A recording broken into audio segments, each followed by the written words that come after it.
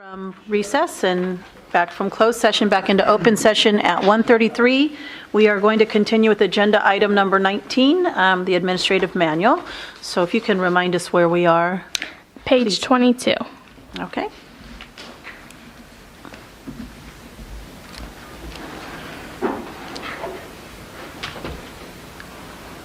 So any comments on page 22? I actually highlighted a section at the bottom, holding disciplinary cases for board meetings. Halfway through, at the time the ballot is prepared, the board member should record his or her concern if they're going to hold for discussion, is what this is about. Recording the concern facilitates the discussion by allowing staff, if permitted, to comment, legal counsel, and other members an opportunity to prepare to respond to the concern as appropriate. So I'm just curious if this is something that should, like if someone holds and gives their reason, is that something that should be going out to board members ahead of time? Because usually we don't hear about this until the meeting itself.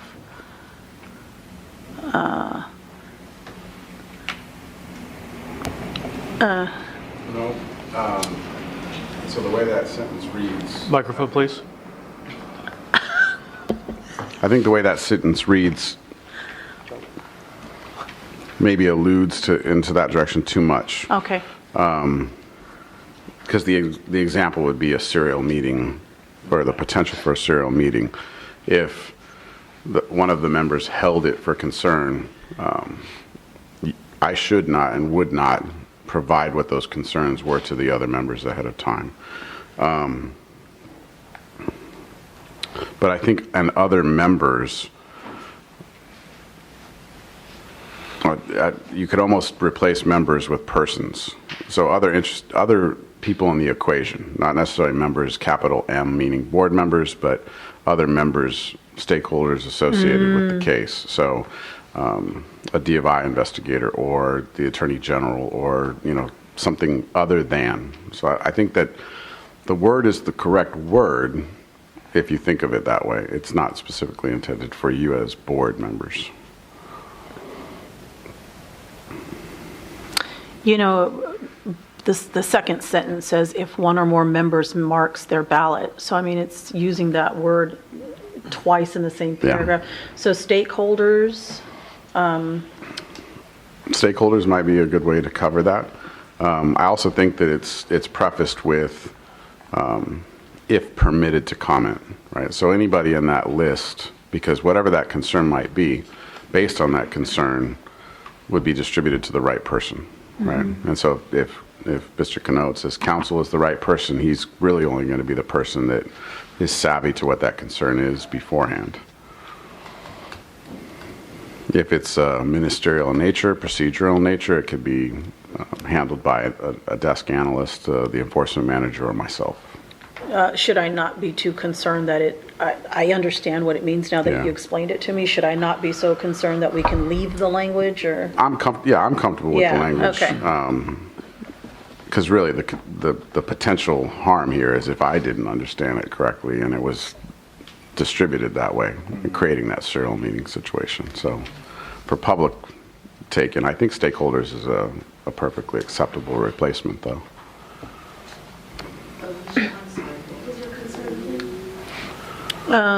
Are you with us on that, holding disciplinary cases for board meetings? But I didn't hear what your concern was. So when a case is held, in the middle of the paragraph, it says recording the concern facilitates the discussion by allowing staff, if permitting to comment, legal counsel, and other members an opportunity to prepare.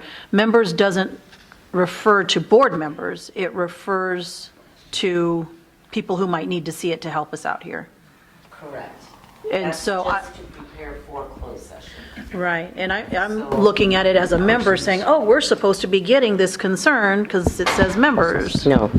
What it is that what we're trying to say there anyways is when the cases go out to you for vote to the board members, and we've always requested or asked that if you want to hold it for closed session, what's your concern? And that way we know how to prepare if need be for closed session. But it's not going to go to the board members. It's just solely for preparation for closed session. Right. But perhaps it should just be board staff and legal counsel and end the sentence. My concern with others or even stakeholders is just that, that's, too I broad. know what Yeah. you mean by the term stakeholders in this context, but it can be read out of context Absolutely. to mean the public. Anybody. Or other entities when we're really just talking about internal stakeholders. So I think staff and legal counsel probably covers it. I agree with Michael. Yeah.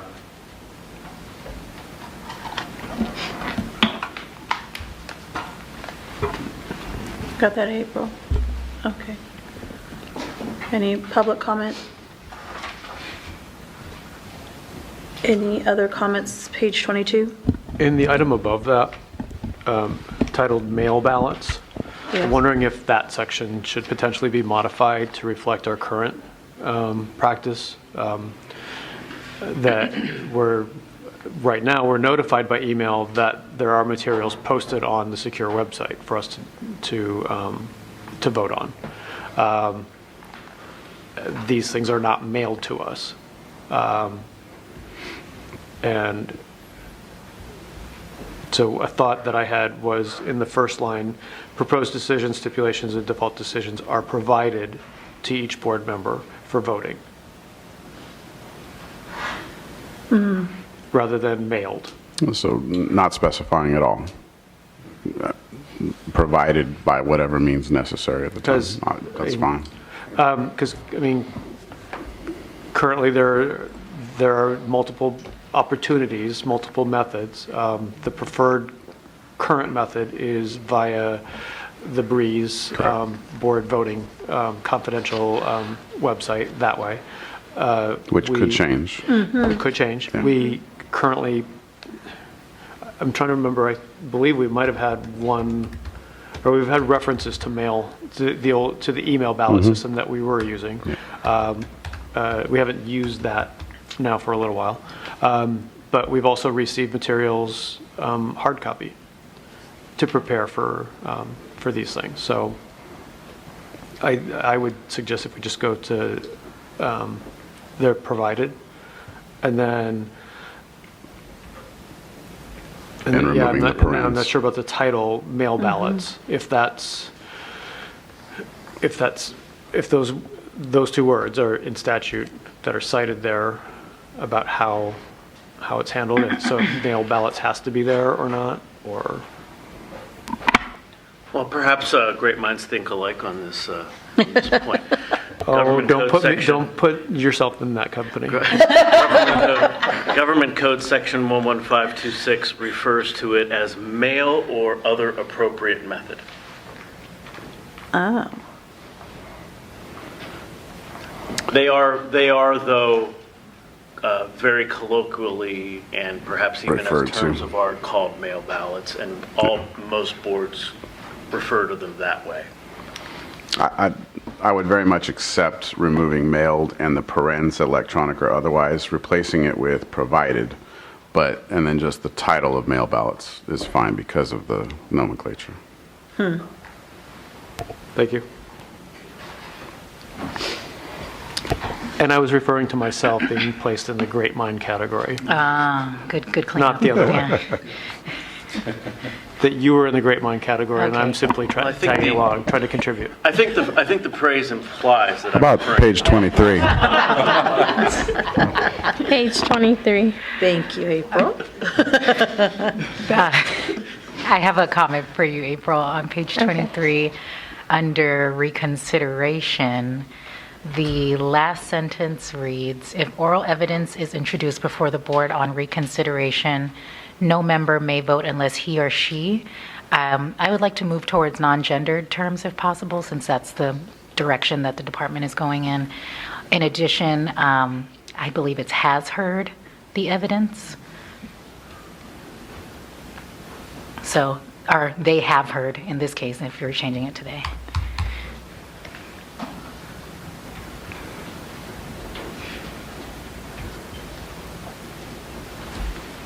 So could we do a find and replace for he and? Yes. He or she? Okay, thank you. And just as long as grammatically the sentence is still correct and reads with the same intent, you're okay with that? Absolutely. Okay. To me, it's non-substantive. Yeah. Anything else on 23? Page 24.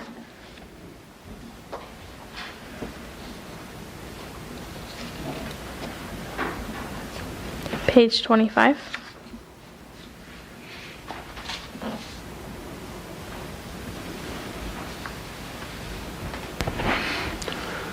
Under the first, or somewhere potentially, I'm wondering if we could mention that board members are provided with secure board email addresses as a means for communication.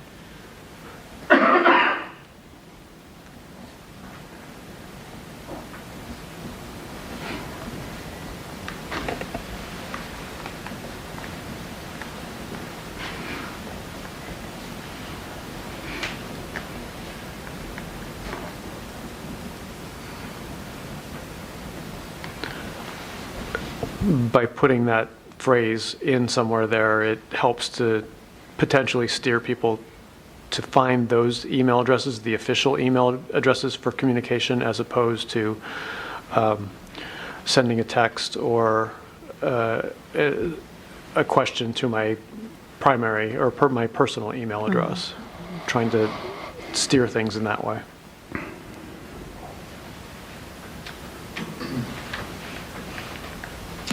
I just have a question for you, April, on the paragraph, communications, other organizations. Just, it's a little strained when I read this. All communication relating to any board action or policy to any individual or organization or representative of the media shall be made only by, could we just say individual or organization, including a representative of the media, shall be made? Question. And then the other part is the board president, his or her designee, which sort of gets to Katarina's, or Ms. Ellaby's point of sort of gender neutral, or the executive officer, his or her designee. By the board president, I'm proposing, by the board president, the executive officer, or their authorized designee. I don't know if that sort of gets at the...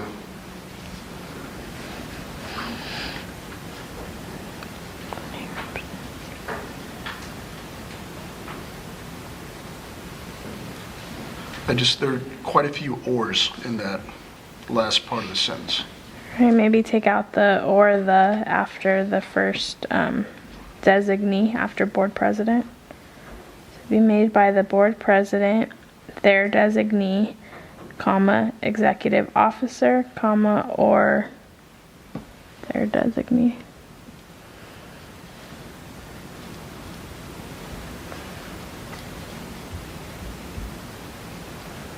You wanted to read it back, Jesus, or? I was just kind of editing my own Yes. comments on the flyer. Do that. Let's see. Try it from the beginning here. All communication relating to any board action or policy to any individual or organization, including a representative of the media, shall be made only by the board president, the executive officer, or their authorized designee. Just putting it out there.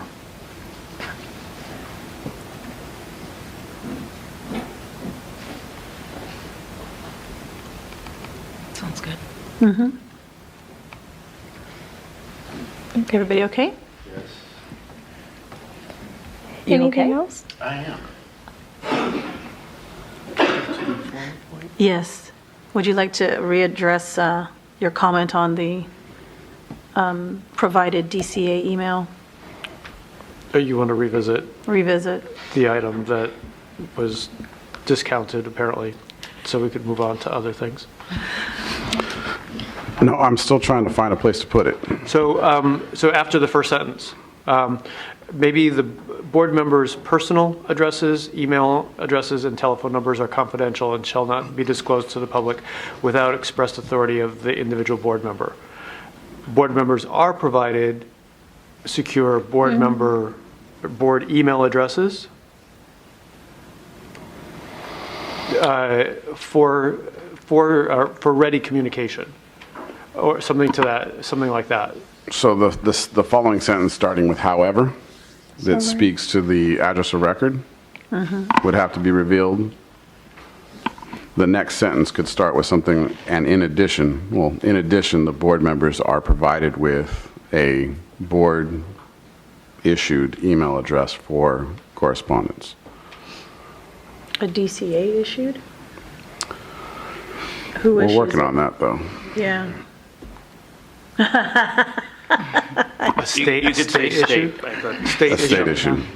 I did want to interject briefly here that honestly, I think that's a good idea, and there may be even a cause for a stronger advisement to use that form of communication because of a recent California Supreme Court case, which I think is City of San Jose v. Superior Court, which dealt with the Public Records Act and the I'll phrase it in a way where I'm speaking to you, that the problems that can occur when using personal accounts and text messages accounts for board business. You can make your phone or personal email account a potential public record that may need to be disclosed in certain circumstances. And subject to seizure at the request of the Public Records Request Act. So our PTBC iPhones are in the mail? Is that? No, that's what you're, so that's the beauty of the DCA and state addressed email, is that all of your correspondence actually resides in the cloud. And so there's no reason for me to seize your laptops or your Even personal if cell you're phones. using your personal device. Exactly. If you stay on what Mr. Kaiser said it better than me. Thank you. But things have to stay in the cloud. Correct. So a piece of my challenge with some of this is that there are times when I need to download things because I will not have access to the cloud to be able to review some materials. I delete those things from my device afterwards, but Yeah, so in the instance of a Public Records Act, there may be very well some interest in what documents that you've observed or reviewed or what have you. I think the emphasis in that request is more along the lines of what communication has been relayed to you or you have relayed to others. But in the cloud, the record that you're speaking of, the downloads that you've done, there is a trail of that download. And so that's still part of that PRA request. But because all those records reside in that central location, to get to that information, as an investigator, I wouldn't necessarily have to take your personal property that you viewed it on. I can actually see everything you did. Now, the other thing that they're going to do is try to determine whether or not you use that state-issued email address consistently, and that there's no reasonable suspicion to think that you were using a personal email address for side communications or something like that. So.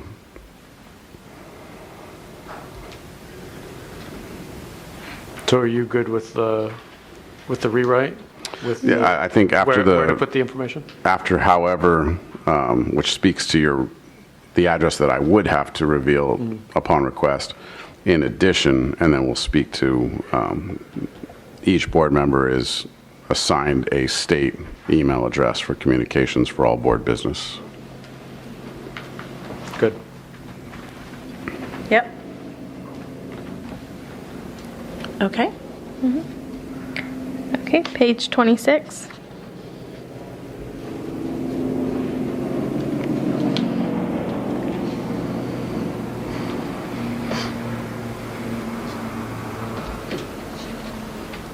Sorry, April. I apologize. On the previous page, there, at least in my version, there's a comment. Oh, It says, should this be and I'm not sure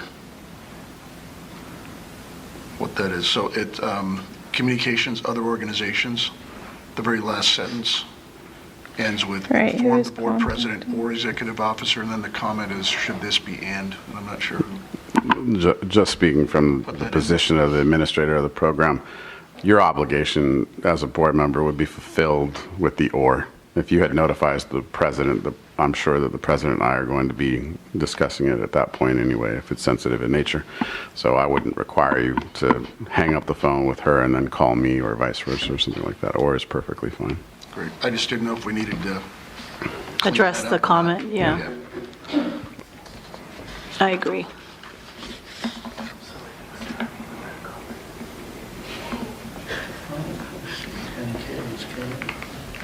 Okay, 26.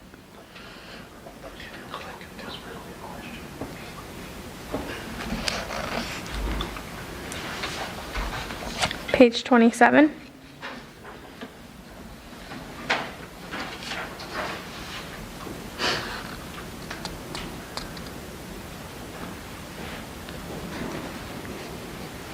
Page 28.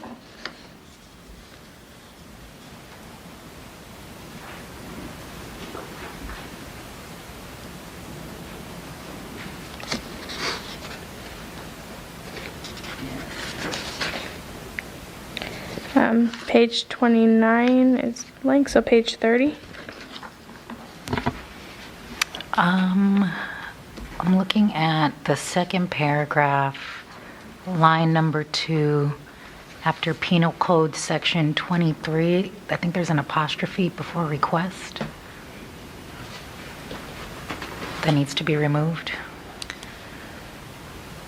Do we have an updated form of this? Does DCA or the PT board have something other? Are you talking about the charts? Yeah, well, I think it's the same. is it the same? Do you know what I'm talking about? Yeah, I can check, Okay, and if it's not, we can insert the most current, okay, but I'm pretty sure it's the same. thank you.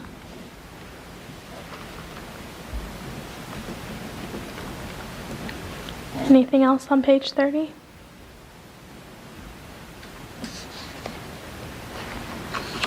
Page 31. Page 31, priority level high, second to last bullet point, aiding and abetting unlicensed activity. There's an end parentheses after with no apparent harm, but no beginning parentheses. It looks like something was stricken and then just not fixed at the end. Okay.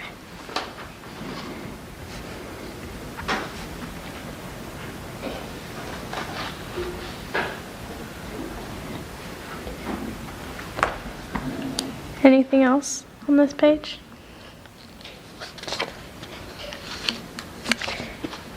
And that's it. I have one final comment. Okay. In the beginning, I believe it was the second page, you spelled out street and Evergreen Street, and then on this last page, it still has the abbreviated, so for consistency. Thank you. Thank you. Thanks for working on this, April. You're welcome. Thanks. Anyone care to offer a motion?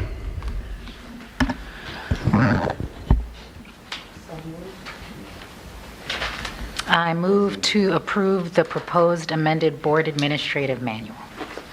Second. Got a motion by Ms. Ellaby and a second by Mr. Watkins. And is there any further board discussion? Is there any? Should we, Public comment. there were some changes made by the board, so can we add to that motion as amended by the board in open session? I believe the motion I stated was to approve the proposed amended board manual. Is that the same? I see, the proposed board manual that you then amended. I can rephrase it that way if you prefer. Okay. And then delegate to the executive officer or its staff to make any non-substantive changes. Right, okay. So I moved, or can I modify my motion? You- I move to approve the board administrative manual as amended and grant the executive officer and his staff to make any non-substantive changes. Is that okay with the second? Is there any further board discussion? Any public comment? And if we could have a roll call vote, please?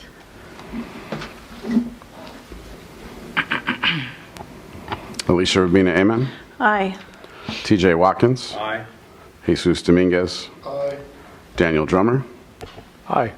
Katarina Ellaby. Aye. Tanya McMillian. Aye. The vote is unanimous.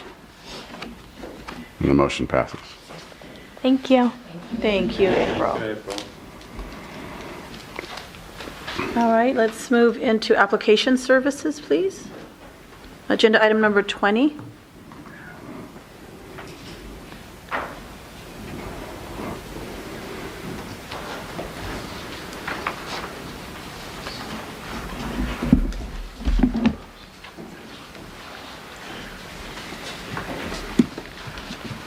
Good afternoon.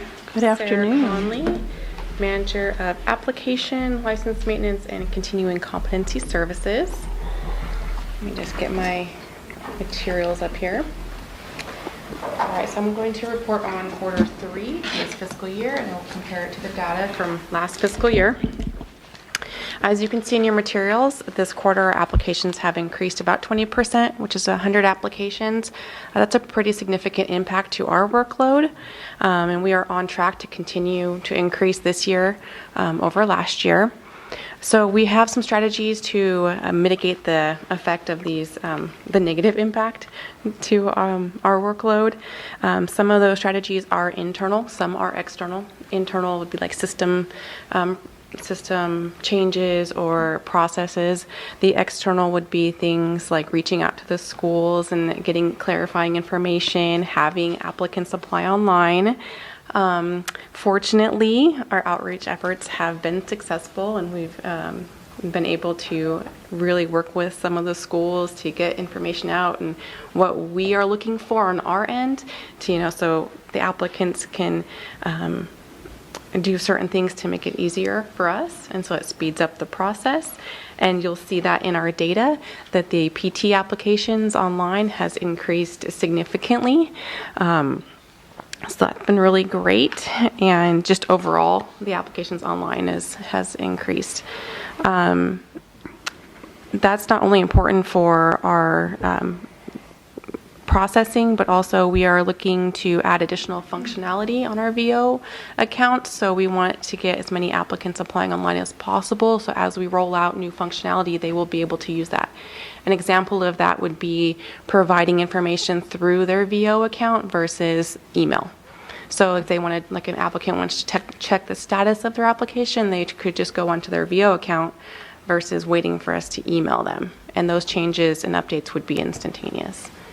VO. I apologize, Versa Online. So it's the user side of Breeze, the online application system. Versa Online? Versa Online. Okay. I apologize. That's our terminology. And then a column in the report, OOS, That is out of state. out of state. Thank you. Yes. So those licensees already hold a license in another state when they apply to California. The other data that's provided in the briefing paper is a significant increase in the military applications. Those are people who have been identified as military and requested an expedite in their application processing. As you'll see, there's a big increase, but it's a small number of applicants, so it's not really impactful to our workload. We are seeing a consistent increase in requests for expedite and applications, as well as renewal waivers in the licensing area, just because I think that information is getting out more and being shared, and eligible individuals are taking advantage of that opportunity. So. Did you say we're getting an increased number of total applications? Mm-hmm. But yet the total number of licenses issued remains consistent between fiscal years? So actually I was going to address that. So thank you for bringing that up. Sorry. No, that's great. So I have a note that the license issued is pretty stable. And for me, that is a reflection of our workflow and our output capacity. And so that's kind of a good thing for me, and seeing the dust kind of settle on our processes, because we've been having a lot of changes recently. So I feel like this is a positive result of some of the things we've been doing. We really are, hitting the maximum, maximizing our resources, and we're doing the best we can. An example of some of the, a good example of where we can't get much better, I think, is that we recently had examples of applicants that applied, and they were licensed 2 weeks following submission of their P1E, which is completion of their program.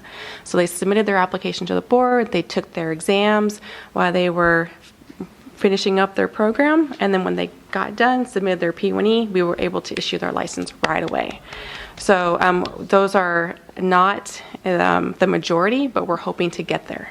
That's a lot of work on your staff. It is, and they are amazing. Yeah. And so, but we're continually reassessing everything that we do and what the system can do, and seeing how we can, just deal with the volume, and because it's always increasing. And they do a great job, and we appreciate, though, we are really busy right now, so we appreciate some of the patience of the applicants too, because we do hit a point, and we do hit our capacity where there's not much more we can do than just to get through all the applications. So, Are you able to say if that program where you had everyone licensed within 2 weeks was a program that you worked with specifically on outreach, or not necessarily? I can't say, I don't know. Yes. But we have seen the difference in, we visited more PT programs, and we see that their process tends to go a little bit smoother, having the board out to speak with them. The PTA programs, we haven't had that opportunity as much, and so we do see a little more confusion in the process. So I think the outreach efforts, that is a very good thing, and it benefits the board and the applicants. So, Absolutely. so I'm hoping that the outreach can extend to the PTA programs, make those connections. But then, in general, DPT programs tend to have bigger numbers of enrolled students, right? Yeah. And then there are more DPT programs. We're In number? starting to tie it up a little bit. Okay. So there are, especially when you think about the PTA programs that are in development, are going to be CAPTE approved or CAPTE certified here soon. That number is starting to become almost the same. So right now we're between 13 and 15, and then in PT programs and then PTA programs, the number's 13 and about to be 15 too. So then the graduating classes varies some, but as a general rule, DPT classes tend to have more participants than PTA, but we've seen some pretty large PTA classes too. It just depends on the school. So possibly 2 more PTA programs coming up soon Coming up soon. in Northern California. And then even another 3 at early stages in development already applied with CAPTE at various stages in the development process. You're going to get busier. Yeah. The example that Sarah gave about the application or the license being issued, once that final variable, that final deficiency was met, is the best case scenario. It is the sweet spot. There's no way to get faster than that. Those are external variables, either being the score of taking the exam or receiving that certificate of completion from the school. The score is probably the best example. They sit for the exam, then we don't receive those scores from that exam for a certain period of time. If that's the only deficiency that's left, once those scores are electronically deposited in the system, the license can be issued the next day, assuming that there are no other deficiencies on the application. And so that example, that best case scenario, that's more external variable driven than it is internal. Sure. So we've made about we've trimmed all the fat we possibly can from the internal. And then there's just some external factors that are what they are. They have to finish school, and they have to take a test, and we have to receive the scores. We have fixed date testing, Yeah. so we have to wait for the exams. So in general, how soon do you get the test scores released from FSBPT? Or They're- the pass, no pass, or whatever it is? It's 2 about, weeks. oh, go ahead, sorry. I'm No, sorry. actually, that's yours. Sorry, you tell them. It's about a week following the exam. I have a Breeze question. Does Breeze have the capability of assessing whether or not the scores that are then entered automatically will, like, is there a workflow that is automated where once a passing score is entered, the Yes. license is automatically issued? That's not a manual Correct. person clicking a button? Okay, just, Yeah, it can discern between a pass or a fail, and if it's a pass, it fulfills the deficiency, and if it's not, it won't. thank you. You may see that in some of the statistics because we had that functionality and then it was corrected through the system because in some cases, because it's a global functionality for multiple boards, it had to do with how it works. And so they fixed it for all the boards, but it also took away our ability to have the automatic licensure capability. So then we just had it reinstated. And so that just happened April of this year. So you might see things happening faster in the coming reports. Nice. Thank you. And I think that's all I have for licensing.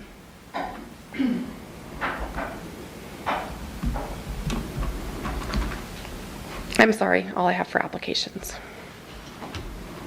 I don't have anything on the exam report. Unless you have any questions, I can move into licensing.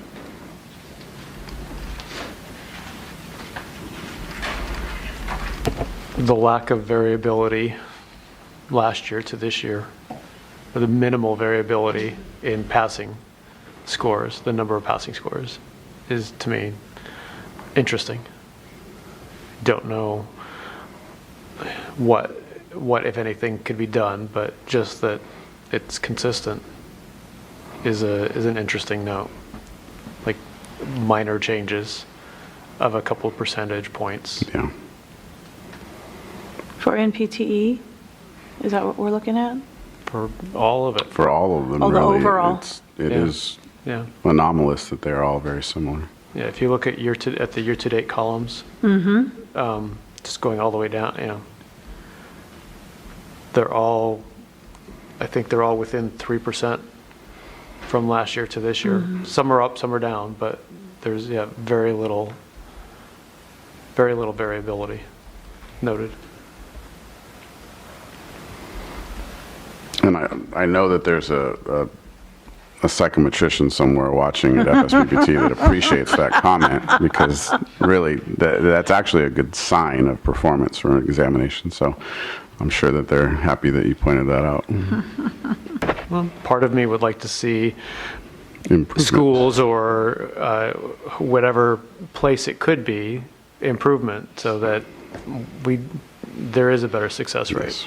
Like, I understand the nature of the curve and all of that stuff, but if there's a way to get people to be able to do better on the exam so that they then get licensed, like, that would be a wonderful thing.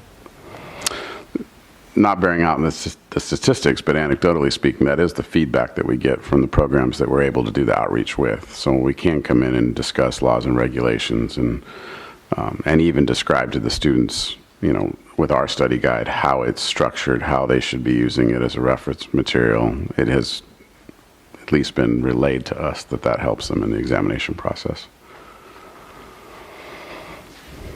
The CLE? Yes. Yes. Yeah.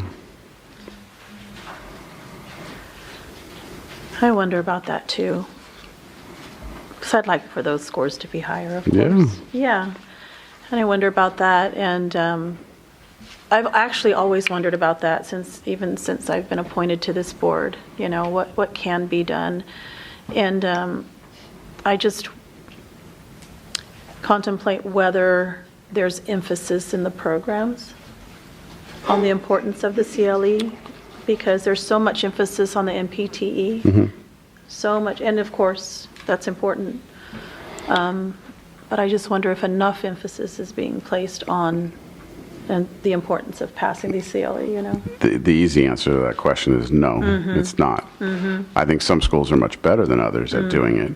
Some schools have little to no interest at all when it comes to providing services to help with the application process.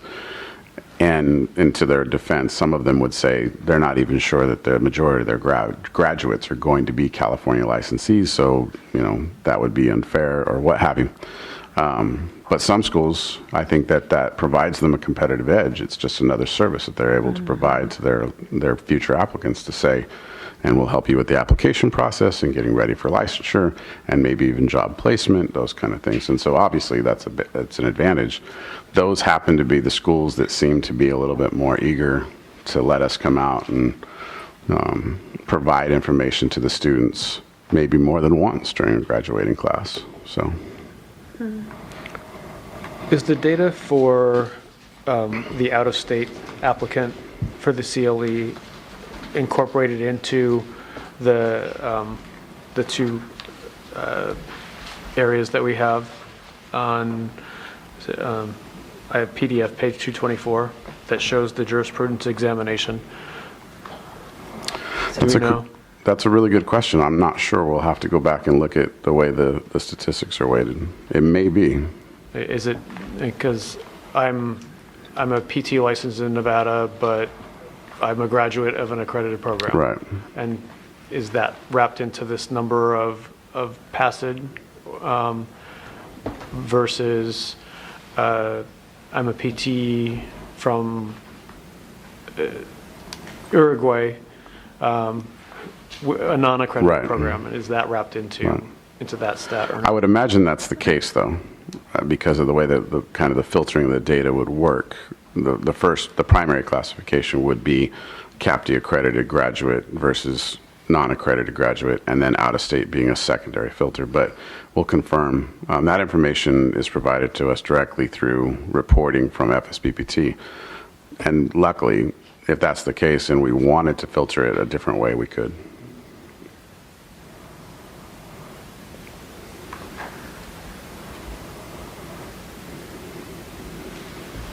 Okay, any other discussion? Public comment?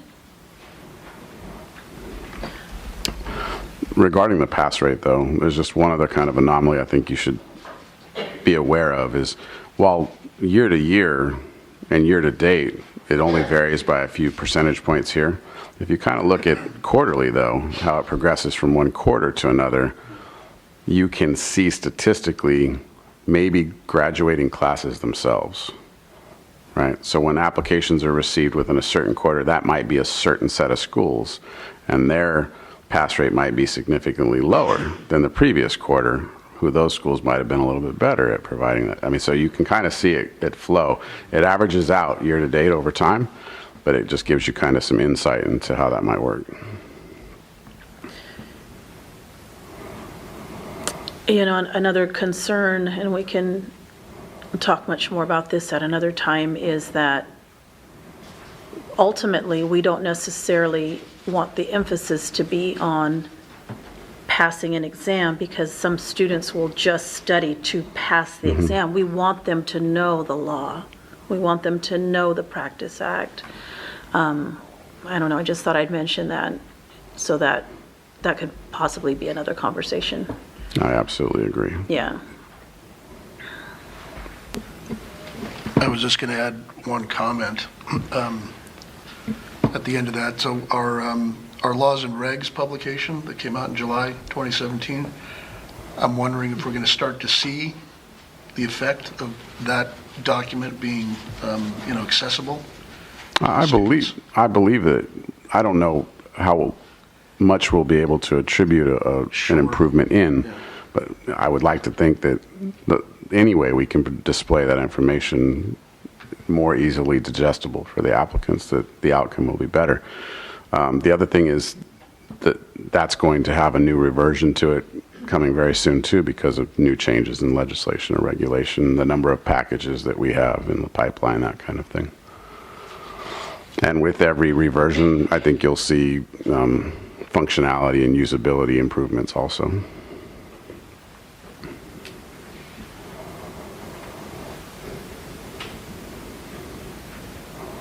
Okay. All right, if we're ready to move on to licensing, I don't have a whole lot. I just wanted to bring your attention to a couple things. Renewal and name changes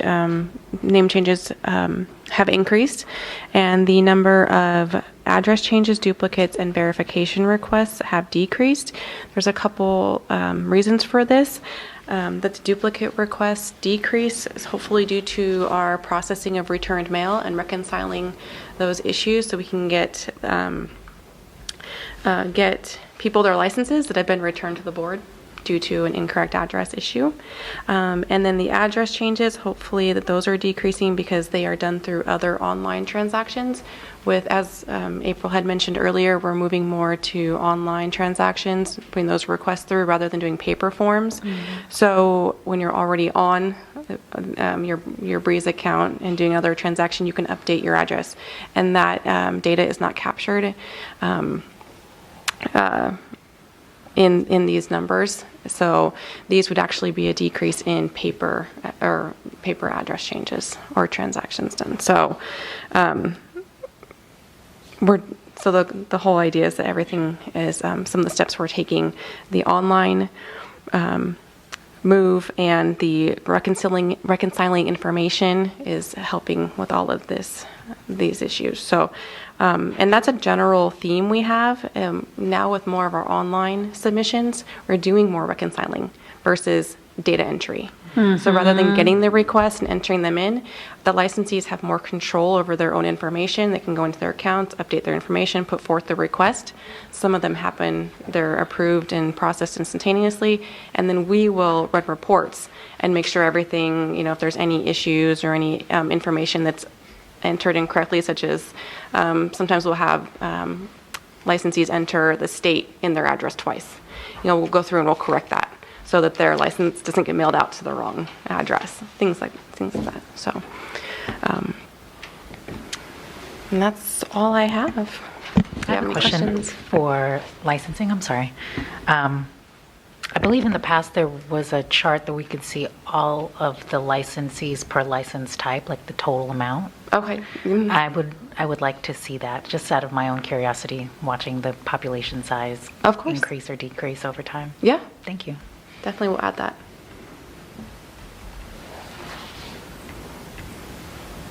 What's a verification request? That is it's also called an endorsement. It's certifying their California license when they're applying in another state. Okay, I was thinking of that as verifying a license. I'm like, we can just do that by looking on We Breeze. try to Yeah. promote that, but Okay. No, that it's a good point, because that's the idea. We had talked about it earlier with FSBPT and the task force for license verification. License verification means a couple different things depending on who you talk to. For the Yes. public, it's very important to verify a license. For licensees trying to attain licensure in another state, the requirement might be that they need a letter of verification from every state that they have a license in. Well, we're in this modern era of technology where California happens to provide the same data to its consumers that we would provide to other jurisdictions. So why don't the other jurisdictions just use that system?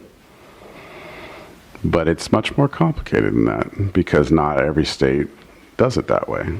You might be able to verify a license, but you only know whether it was current. You don't know when it was issued, or if it had ever been sanctioned, or, and the variables change in infinite number of ways depending on what state you look at. So, but we're also trying to establish a best practice, Good. nationwide to try and work that out.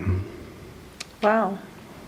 So your unit has to supply these letters? 872 I don't know if you letters? want. I'll let Jason take that one. So actually, because there's an enforcement issue involved in that, one of the things that we have to report to jurisdictions is whether or not that license has ever had discipline taken against it. The verifications are actually handled in Elsa's unit, in the enforcement unit. Okay. So you're working hard too? Your staff. Interesting, okay. Thank you. Other board discussion? Any public comment? Okay. All right, I will move on to the continuing competency report. Just scroll down. So you have the results of this last quarter, quarter two.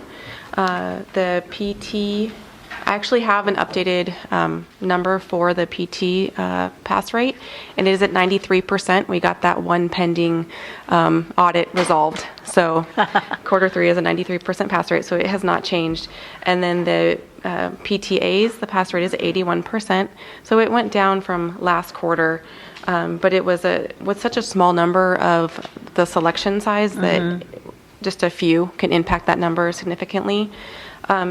When you compare for the PTAs, when you compare the 2 quarters from last year to this year, you'll see the numbers are significantly different. And that was because last year in that quarter, we increased the sample size just to get an idea of was that pass rate true, in the sense that when we were first auditing them, we had such a small number, we wanted to increase that number to get a bigger sample size to see if that number still applied, that pass rate still applied.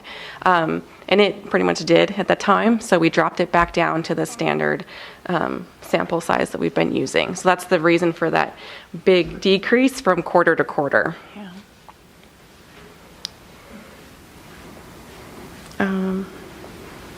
Did you have any questions about continuing competency and just the program right now? We didn't have any approval agencies to take off our list this meeting. Not this time. Those were pretty much cleaning those records up has been done, and so I don't foresee any, in the near future. So how quickly do those updates get reflected on our website? Pretty soon? Pretty quickly after Yeah. a board meeting. Once the decision's made, then we go back and update it Nice. within a couple of weeks. And if you look at it on the website, it's actually kind of a historical record. So you'll see that they were. So they'll always be on the website. If somebody had a certificate and is trying to figure out if it's, could I use this for credit for the period I'm being audited for, even if recognition had been removed, they could see that board, the agency had been recognized at one time. It'll actually show when it was removed. That's nice. That kind of cleanup of the list of approval agencies, is that something that you plan to do like every couple of years just to maintain it, or as you go, 1 or 2 might fall off here and there? Well, we're starting to look into part of the strategic plan. I was going to talk about that in a minute too, is looking at the continuing competency program as a whole, and and part of that is auditing approval agencies. So that may naturally happen as we start that process. So I think hopefully we won't have any issues in bringing them for, having problems to have to take away their recognition, but we may identify, some that no longer need their recognition, or there might be some issues too, but that might be part of that process when we get there. Does that answer your question? Absolutely. Okay, thank you. All right. Any other board comment discussion? Oh, I'm sorry. Go right ahead. One last thing, I wanted to talk about the strategic plan, and that the process and the plan itself has been very helpful. In my role as part of leadership, it's really helped guide our activities and track everything that we're doing, and so I've really appreciated having that. And it's really neat to say, okay, we use it all the time, referencing it all the time to see what we're doing. Is it in line with that plan? And then guiding our future, and hopefully we'll achieve the objectives and goals that are identified. So it's been really, really helpful to have that. So I just wanted to share that information. Good. Would you say that the facilitation from, the facilitators, is it Solid? Solid. Would you say that that's been helpful? Yes, the whole process, developing the plan as well as the objectives and activities to follow, and then having the tracking method. It's great. So keeps us on track. And all of these things we're doing, it's like, okay, is this in line with our objectives? Is this in line with the goal we want to reach? So Great. yeah, Good to hear that. so hopefully we'll have next meetings, end of the year, we can include some of that information. No, that's right. Okay. Yeah. Thank you, Sarah. Thank you. Yeah. All right. Any public comment? Okay. And agenda item number 23, Consumer Protection Services.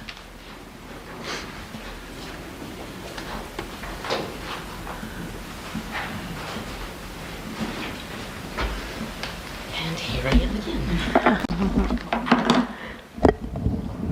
So before we start, I'd like to refer you to the second page of the spreadsheet. And this is my disclosure. I think the computer was having a really bad day that day. So please disregard the description on all the PMs. It Okay. will be replaced, cleaned up, so you have a good version next meeting. Okay, thank you. As far as the enforcement program for this quarter and year-to-date, we're looking really good. Again, that can change from one quarter to the next, but right now, we're all thumbs up, looking good. Kudos to staff once again. This is their job, not mine, but this is what they've accomplished. So unless you have any other questions,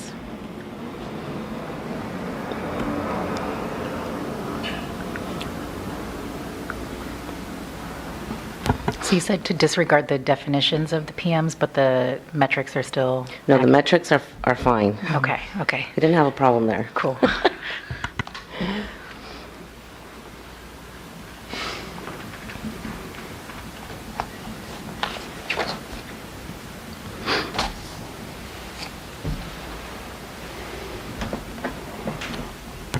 I'll have to agree with Elsa. It is looking really good. I want to knock on something I wooden know. too, but yeah. I just don't want to say it too much. Yeah, okay, that was it. That was my last time. Well, thank you. That's kind of a good segue because I would draw your attention to one particular statistic, and that is the performance measure for AG transmittals. And if you'll see, year to date, the average right now is that 518.3. Which PM is that? Because That's of in PM4. PM4, okay, thank you. And what's important to note about that is if you think about CPEI and the goals that we're trying to achieve, the goal for that year is actually, or for that performance measure is 540. So for the I think the second time in the history of CPEI, we actually have come under the performance measure, which is huge. That is huge. And that is kudos to staff, but the management of that unit isn't so bad either. As modest as she might be. I mean, that's and I would welcome you just to review maybe some statistical reports from other states or boards and bureaus inside of California and see where that number rests with them. Does that also have anything to do with cooperation from, or Yep, absolutely. restructuring or anything over at the AG office? Yep. But again, I think the cooperation is a direct result of staff's efforts and communication and establishing rapport and maintaining caseload and that kind of thing. Beautiful.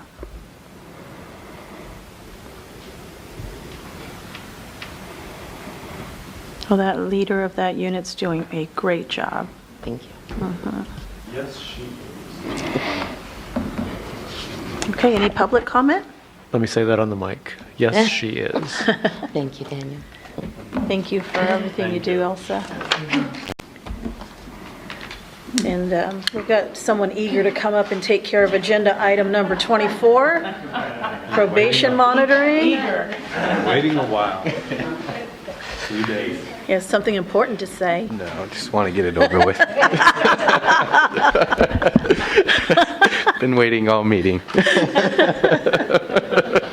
You're going first next time. Good afternoon, board members. Good afternoon. So I'm going to be reporting on the probation stats for the third quarter of the 2018-19 fiscal year. Let's see. So we currently have 88 licensees on probation for various causes. 16 of those are tolling out of state, so there are 72 currently in state that I'm monitoring. Of those 72, 16 are in our drug and alcohol recovery monitoring program, equaling about 22% of all the people I monitor. If you look at the chart that goes along with that report, It looks like we had 4 people enter probation in the quarter, 5 completed. As I mentioned, 16 were tolling out of state. And as far as the drug and alcohol rehab program goes, we had 3 licensees enter, 3 complete. We have a total of 16 in there now. That's down from 17 for last quarter because 1 participant dropped out for financial concerns. I also wanted to talk a little bit about the drug and rehab program and what's going on with that. I've been working with the other drug and rehab program managers as well as the department's contract unit. We're working on a new contract for that program, and that should be going out to bid here soon. And in September, I believe, we'll start scoring those bids. And so we should have that contract and a vendor in place by the end of this year. What's the length of term for those contracts?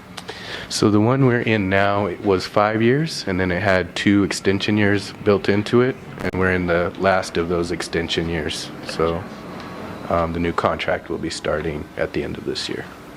And there are other providers other than Maximus that are, I don't know yet. Okay. So it's going to go out to bid, and then if we receive bids back, we'll score those bids and determine a winner for the contract. It may be Maximus, it may not be. okay, And we don't know who the bidders are at this point. okay. Are you involved in that process at all? Yeah, I've been working with the other program managers, rewriting the contract, adding services and things in that we felt like we've needed, over the course of the contract. Things happen.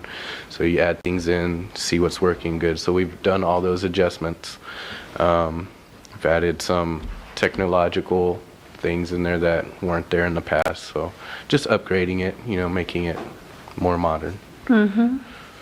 We've been doing that since about October, so we're finishing up on it now. Yeah. It's a very lengthy process. Monty, how many times do you think you've had to meet to discuss that contract? It started out once a month, and then we started getting more intense, and then it was 2 times a month, that type of thing. And then sometimes it'd be weekly, maybe 20 meetings total, something Wow. like that. That's a lot. And they're like 3 hours long. I only attended a few and realized that I was out of my element and would probably just be getting in Monty's way. But there's a lot that goes into that negotiation. Monty, the one probationer, the one who was admitted to Maximus who dropped because of expenses, did you get a chance to talk to that person about their decision? I did not. They informed me they were going to drop out, and then I was informed that we got a complaint against that person later, so I don't know if it would have mattered much. Okay. So I didn't really discuss it. I don't know if I want to go too far. I don't know if I'm allowed to ask, was the complaint from Maximus about the No, person? it And that's why that led to, if there was something there that then led to No. the, okay. I have a comment and a question. One of the petitioners yesterday mentioned that it was their first time meeting you. Is that common that you work with probationers and it's not until hearing that you get the chance to I wouldn't physically say meet it's them? common. It depends on the area. It's hard for me to get down to this area and see all the people down here. He's been on probation for just over 2 years, and I think that's probably when I started making those adjustments and doing more phone interviews, just because I was involved in so many things. So as Jason can tell you, we've talked about trying to get another probation monitor to help me out several times, so that would take care of that problem. I am starting to make trips down here more, though. I just came down here 2 weeks ago, so instead of trying to see everybody every single time now, I think I'm just going to shoot for once a year, see everybody, and then see how that goes and add if I can. You're ambitious.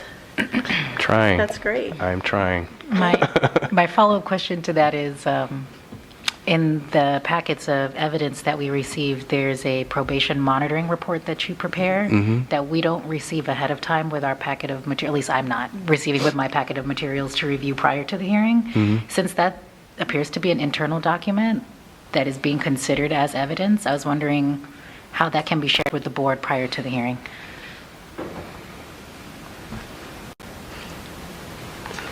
Because I value your reflection on different interviews you've had with the people who submitted letters and things like that. And Yeah. Yeah, I'll have to consult with the Attorney General as far as the discovery process, because defense counsel should be privy to that too as well. So there's a timing issue with that, but I also might have more.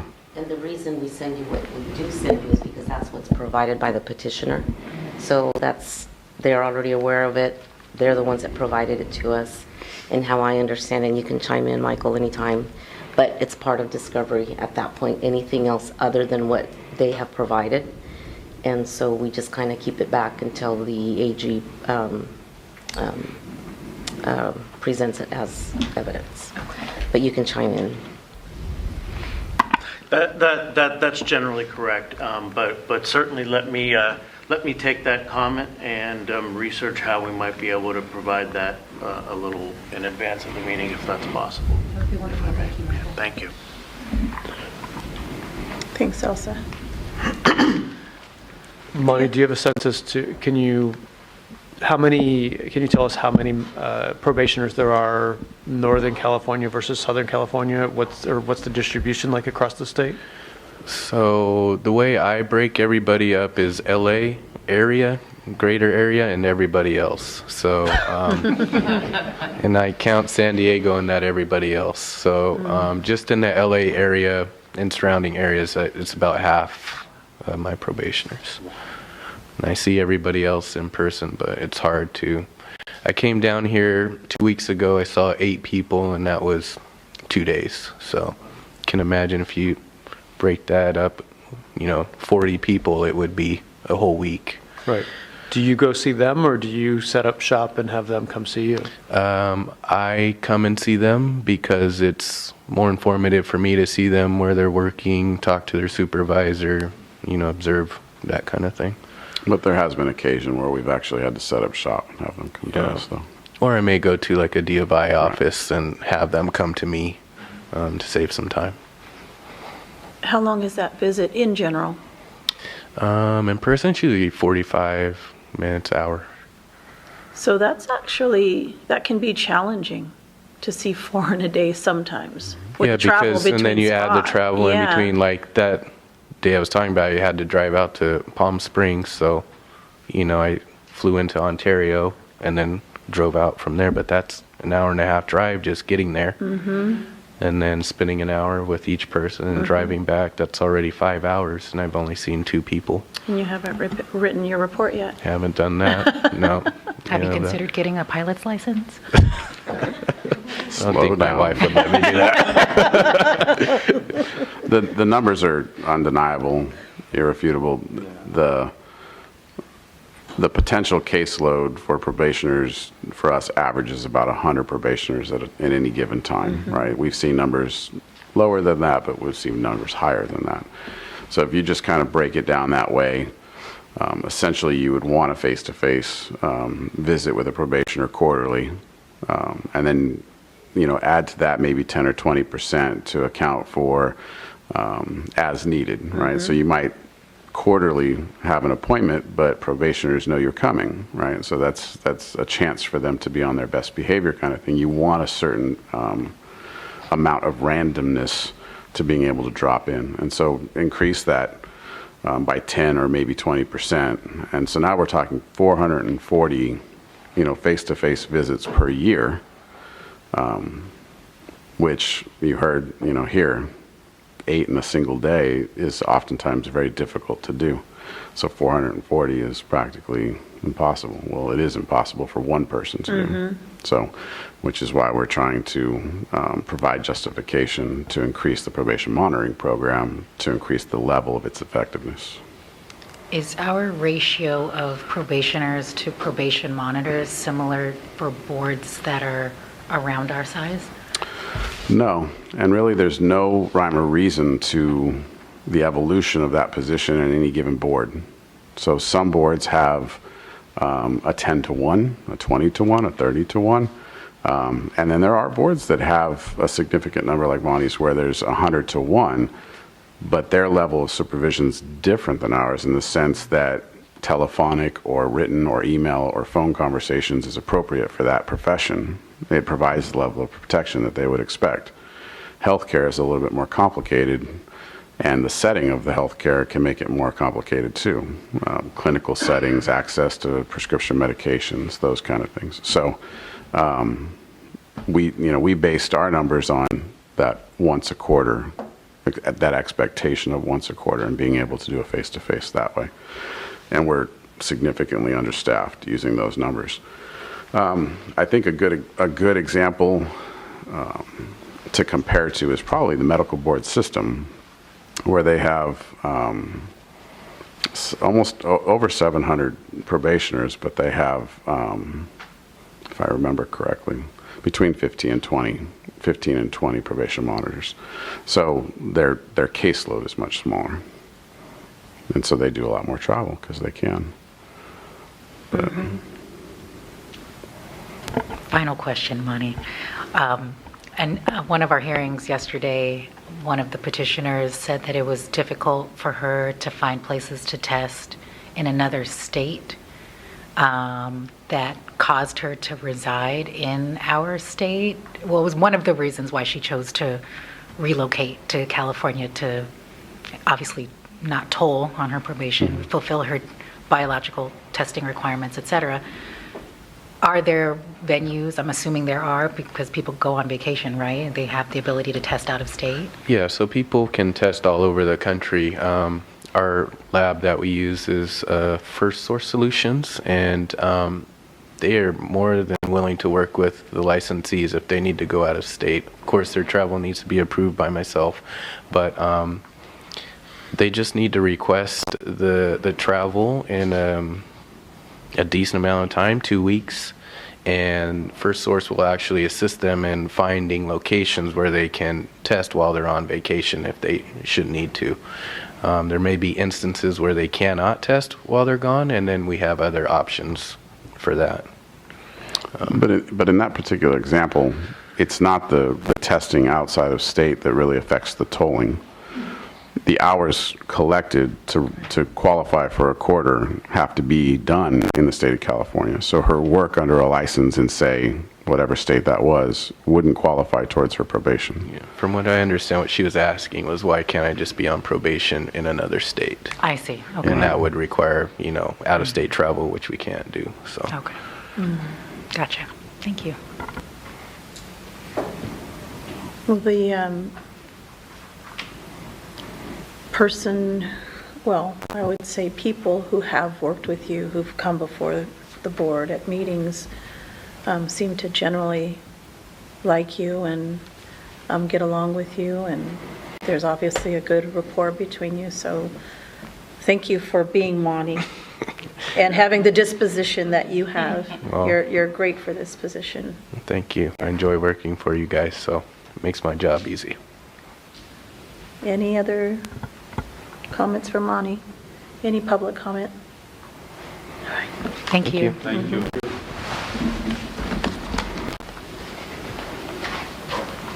Okay, where are we now? Well, so we are at a crossroads, and I have a recommendation looking at the clock. I think we should address maybe items not on the agenda, and then items for the next material. We have a presentation, but I don't know that we have the time to do the presentation the way that the presentation is formatted today. So my recommendation would be to put that presentation off until the next meeting and then address the last two issues of the agenda. Is that okay with everybody? I concur. Okay. So do we have any comments on any items not on the agenda from the public?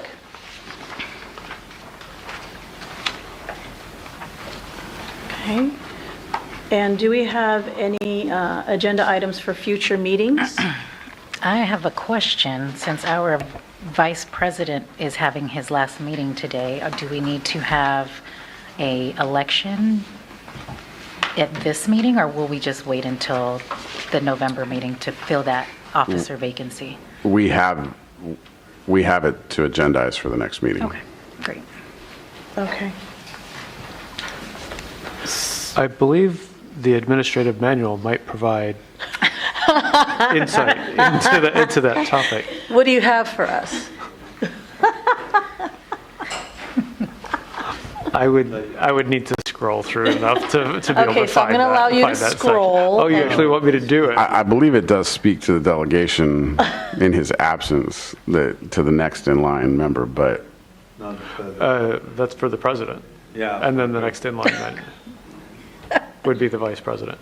But as far as officer vacancies, on PDF page 201, if an office becomes vacant during the year, an election shall be held at the next meeting. If the office of president becomes vacant, the vice president shall assume the office of president. Elected officers shall then serve the remainder of the term. So, per the board administrative manual, an election will need to occur at the next meeting, and that term would last A month, 3 months? through Between one meeting. Oh, no, through no. the December meeting, That's right, so when the next election would occur. 4 months. All right, so we've taken care of that one. I have another Yes. item that is for a potential future meeting. As we were going... Can I get you to use your microphone? I'm so sorry. It's the end of the day, my bad. As we were going through the hearings, I felt as though I could benefit from a better understanding of what the clinical diagnostic exam entails. Because when they're deeming individuals as not appropriate, I would like to know what they're using to measure that. So a nice presentation or a handout or something to give us a better idea of how they're determining that would be helpful. That's definitely something that we could arrange for either the next meeting or the next Sacramento meeting. And I'll just have to reach out to Maximus. I'm sure that they'll be happy to, develop a presentation for you. Thank you. And if they have like a syllabus or course outline for the diversion program, that'd be nice as well. What they're using to determine when they can be released from the program, things like that. Good suggestion. That's all I got. Okay, how about you, Dr. Drummer? As a part of my duties at work, one of the things that I do is to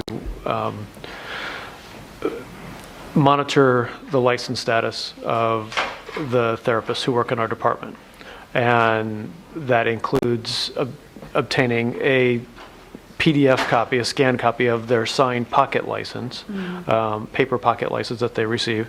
And then also I go online because the employer wants to have the verification of that license. So I just develop a PDF and put that into the electronic file.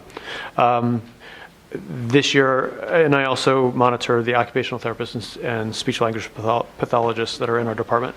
This year, the occupational therapists have been scanning a very different type of card that represents their license. It does not have a signature on it. And so I'm wondering what potential there is if we would need to discuss options of perhaps modifying what we currently have or potentially even dispensing with the pocket license, because this information is immediately available, accurate, current, up-to-date with what's online, and that can be tracked that way. So I'm wondering if a discussion about that might be an appropriate thing.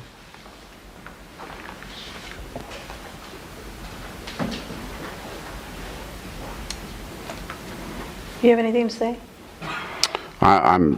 I would be interested in hearing that conversation. Okay. Great. Anything else, Dr. Drummer?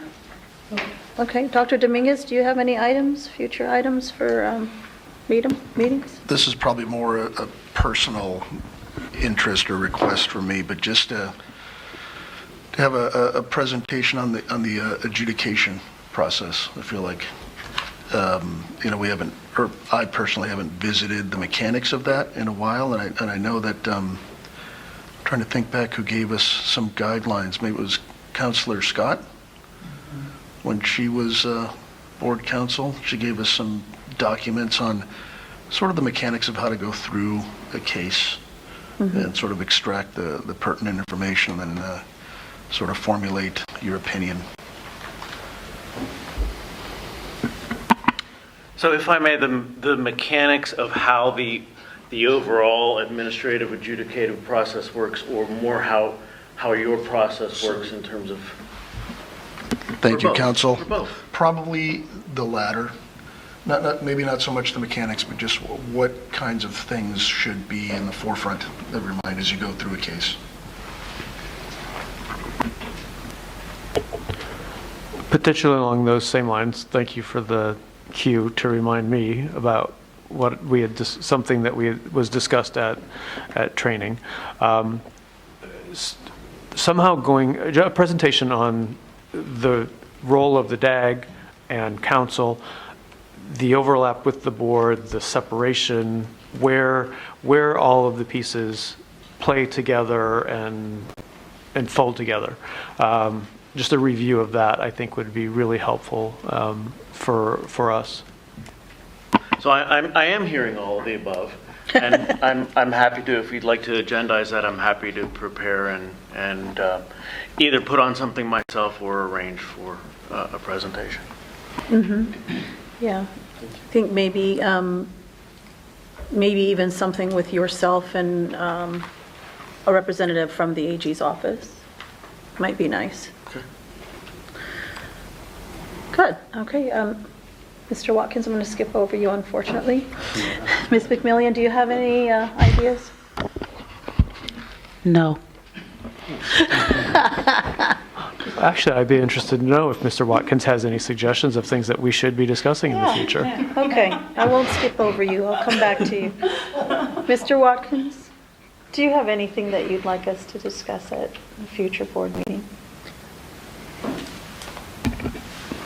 I think, if someone can, from time to time, come in maybe once a year and really delineate and I think this, not that I want to dictate to every board, but delineate when we are in the public protection mandate and when we are in the profession. I feel like that is such an important boundary or line to observe that we can never get enough training, because it's the way the mind creates an implicit bias for me as a public member, and so forth. So I think that's going to be an ongoing thing that I would be interested in seeing. So that's my final contribution. You're supposed to drop the mic. Tanya. Tanya will drop the mic. So just a question out of curiosity, it's something we've discussed in the past, but would there be an interest by the board to have a presentation of what services OAH provides, the Office of Administrative Hearings? So Well, we don't know what they provide, so we don't know if we're interested. well, I guess so. We've had presentation on services that DCA provides through Pro Rata, DCA Counsel, those kind of things. The Deputy Attorney General has come in and provided their services. This could essentially be either a representative from OAH or an administrative law judge that comes in and provides that perspective.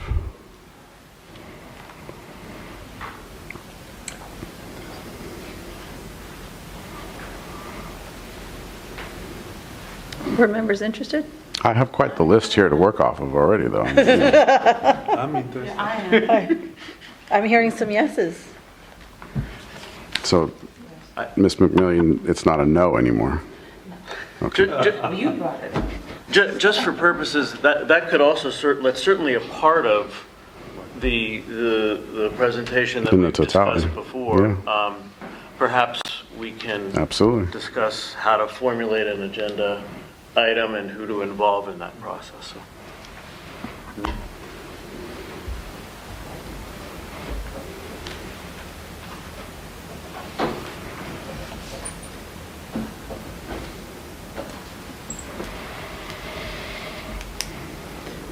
Okay, I'd like to revisit our CLE as an agenda item, just to have a discussion about the law exam as a law exam, and also continue the discussion about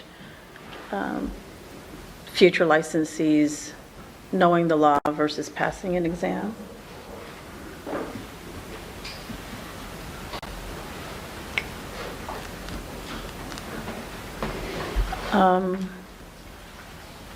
I'd also like to replace the EO evaluation, the exempt status issue back on the agenda. I think we should continue to discuss that until we get some resolution. For the next meeting? Okay.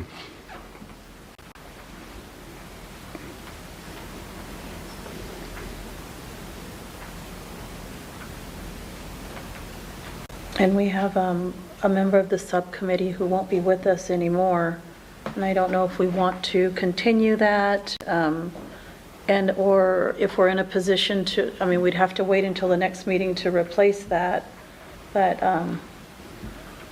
maybe could do some background information. I don't think the committee has accomplished its goal, so I would like to see it continue on. Okay. I will say it would be helpful to have another committee member who is local to Sacramento, since I'm in LA. Would be my only suggestion. So this is a appointment by the board president, and so it doesn't need to be an election. No, it doesn't. Is there any board member who would like to work on this before I appoint someone? If anyone would like to, I'm open to suggestion. Otherwise, I can appoint myself for now. Yeah. I would like to work on it. Oh, great. Okay, we've got someone. Yeah, put the pit bull on it. Thank you, Ms. McMillian. Okay, so we've got Ms. McMillian appointed to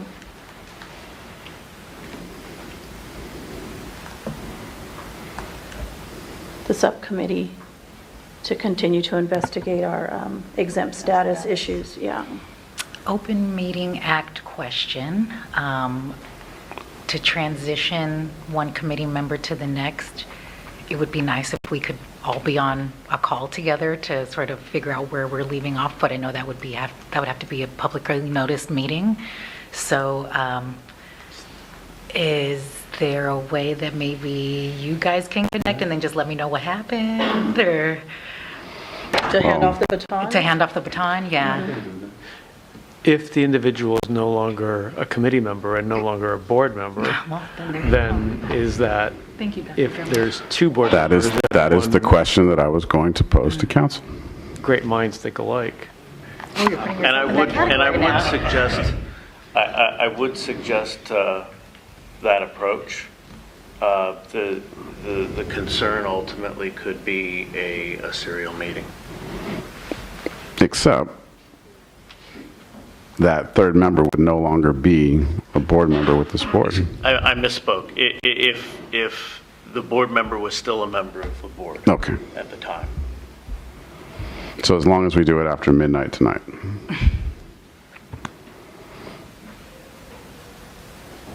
That's correct. So that means Mr. Watkins has only Well, 9 more hours? and I'm being generous. Tick tock, tick tock. I don't know. That I don't know. Yeah.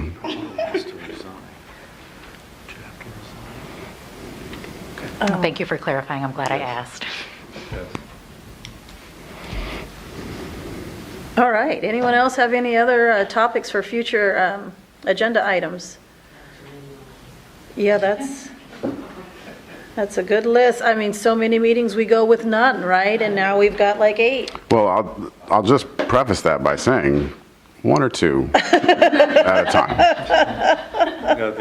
If I may add, the presentation on the adjudication process, that might be very Sacramento. much simpler to arrange if it's in Sacramento at the following meeting. Okay. That's fair. Even the presentation on Maximus, I'm happy to wait until we're back in Sacramento for that as Okay. well. All right. Okay. Any public comment before we close up? Was there anything that you would like to ask the board members or talk about? Come on forward if you'd like. It's your chance. Yeah. No?